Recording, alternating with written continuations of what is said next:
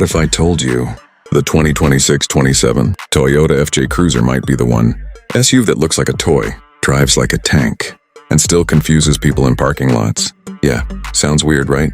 Because this is not your typical family-friendly, soft-roader SUV. This thing is coming back with a purpose. And that purpose is simple: real off-road capability without pretending to be luxury. But here's the real question. Is the new FJ Cruiser actually worth waiting for?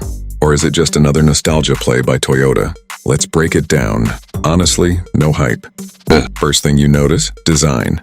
Toyota didn't play safe here. The new FJ Cruiser is expected to carry that same boxy, aggressive, retro look, but modernized just enough so it doesn't feel outdated. You still get that upright stance, short overhangs, chunky wheel arches, and yes, that signature white roof option is likely making a comeback. And honestly, in a world full of rounded, boring SUVs, this thing stands out hard.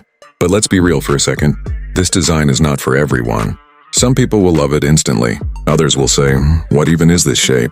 And that's exactly the point. Compared to something like a Land Cruiser Prado or even a Fortuner, this feels more playful, more rugged, less corporate. But one practical issue remains: visibility. Those thick pillars and small rear windows, yeah, they look cool, but parking in tight spaces might still be a challenge. And if you're someone who already struggles with reverse parking, this might test your patience. So tell me this: would you pick bold design over everyday practicality? Now let's step inside. Interior is where things get interesting. Toyota is expected to finally modernize the FJ's cabin, because the old one, let's be honest, felt like it was stuck in the past. This time, expect a bigger touchscreen, digital driver display, and improved materials overall.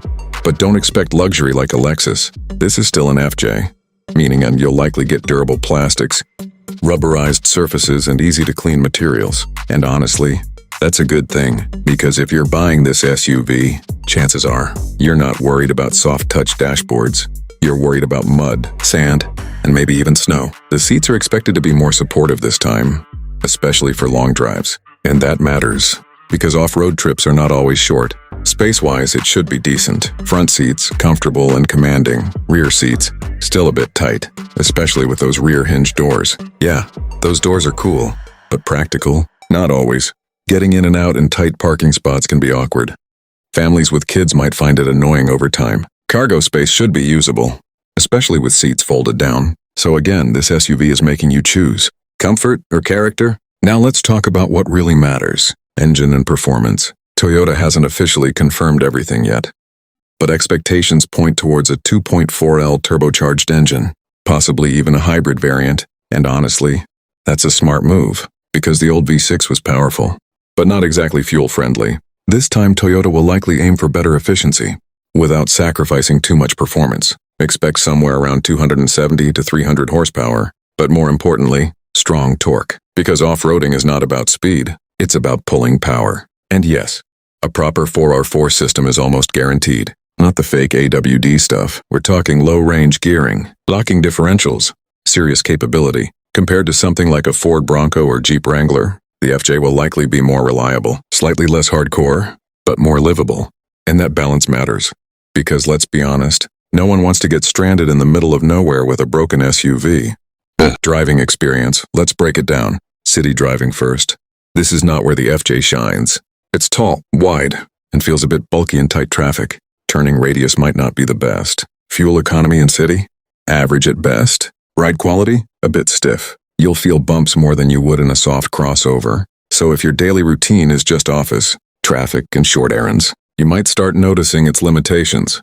Now highway driving, much better. Stable, confident, and that high seating position gives you a great view of the road. But don't expect sharp handling. This is not built for cornering at speed. And because of its boxy shape, wind noise might be noticeable at higher speeds. Now the real highlight, off-road driving. This is where the FJ Cruiser shines. Sand dunes, rocky trails, uneven terrain, steep climbs. This is its playground. And unlike many modern SUVs that just look rugged, this one actually is. So ask yourself honestly, and are you buying this for city roads or real adventures? Now features and technology. Toyota will bring it up to modern standards, but won't overdo it. Expect Apple CarPlay, Android Auto, wireless charging, multiple USB ports, a 360-degree camera will be extremely useful, especially considering visibility limitations. Off-road modes and terrain management systems will likely be included. But don't expect crazy futuristic features. No massive screens everywhere.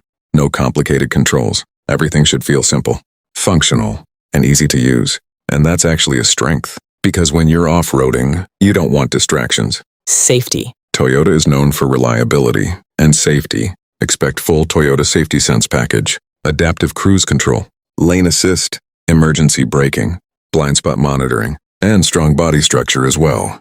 But again, visibility is something you'll have to get used to. So technology will play a big role in making this SUV safer to drive. Mileage and practicality. Let's be real. You don't buy an FJ Cruiser for fuel economy. But still, thanks to turbo or hybrid setup, it should be better than before. Expect around 20 to 25 mpg combined. Maintenance? Toyota reliability is a big plus. Long-term ownership should be stress-free. Resale value? Most likely strong, especially because this is a niche vehicle. Daily usability? Mixed. Great for adventures. Okay for regular use. Not ideal for tight urban life. Parking? Maneuvering. Fuel cost? All things to consider. Now the honest part. Pros and cons. Pros.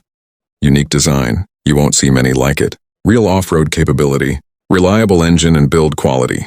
Strong resale value. Fun to own. Has personality. Cons. Rear seat access is inconvenient. Visibility issues. Not very fuel efficient. Ride can feel stiff. Not ideal for daily city driving. So yeah, it's not perfect. And that's completely fine. Because it's not trying to be everything. Now who should actually buy this? If you're someone who loves road trips and adventure, enjoys off-roading, wants a unique SUV, doesn't care too much about luxury, then this is for you. But if you drive mostly in city traffic, want smooth and quiet ride, need easy parking and practicality, then honestly, this might not be the right choice. And there's no shame in that, because forcing yourself into a lifestyle vehicle rarely works. Final verdict. The 2026-27 Toyota FJ Cruiser is shaping up to be a bold comeback. Not perfect, not for everyone, but definitely exciting. It brings back character in a segment that's becoming boring. Expected price? Somewhere between $40,000 to $55,000 depending on trim. Expected launch? Late 2026 or early 2027. Availability might be limited, so demand could be high. So if you're interested, be ready. But now it's your turn. Would you actually buy the new FJ Cruiser? Or is this just a cool-looking but impractical SUV? And here's a better question. Would you take this on a real off-road trip, or just park it outside your house for style? Let me know in the comments. And if you like honest reviews, no fake hype, make sure you subscribe to Avengers Autos, because here, we don't just follow trends, we question them. I'll see you in the next one.